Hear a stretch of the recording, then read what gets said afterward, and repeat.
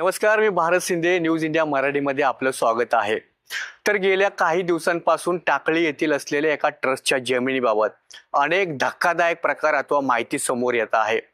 जागा जरी ट्रस्टच्या नावाने असलं तरी काही शासकीय अधिकाऱ्यांनी आता हाताशी धरून आपल्या स्वतःच्या नावाने करून घेतली गेली आहे.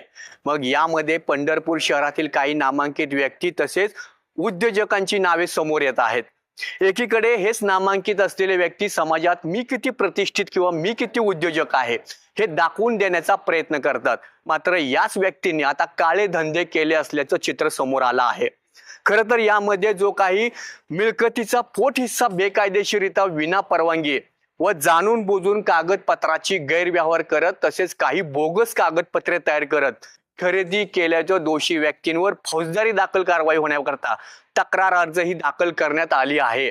खरं तर ही जेव्हा बाब उघडकीस आल्यानंतर पुन्हा लगेच त्याच प्रतिष्ठित आणि उद्योजक असलेल्या व्यक्तींनी परत ट्रस्टच्या म्हणजे आधी जे काही नाव होतं त्या नावाने करण्याकरिता बरेच काही खटाटोप संबंधित शासकीय अधिकाऱ्यांना ऑफिसमधील अधिकाऱ्यांना हाताशी धरून केल्याचाही पराक्रम करण्यात आला.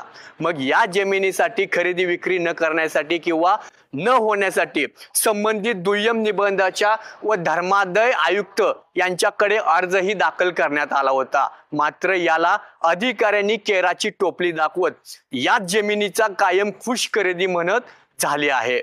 मग यामध्ये अधिकाऱ्यांना आणि त्या प्रतिष्ठित व्यक्तींकडून मोठी आर्थिक देवाणघेवाण झाल्याची ही चर्चा पंढरपूर शहरातून उघडपणे होताना दिसून येत आहे.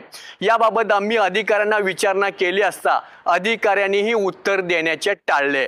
मग आता याबाबत धर्मादाय आयुक्त याबाबत काय कारवाई करतील हे देखील पाहणं तेवढंच औत्सुक्याचं ठरणार आहे. आणि त्या प्रतिष्ठित असलेल्या आणि उद्योजक असलेल्या व्यक्तींवर थेट कारवाई करण्याचे धाडस अधिकारी करतील का असा देखील प्रश्न समोर उभा आहे.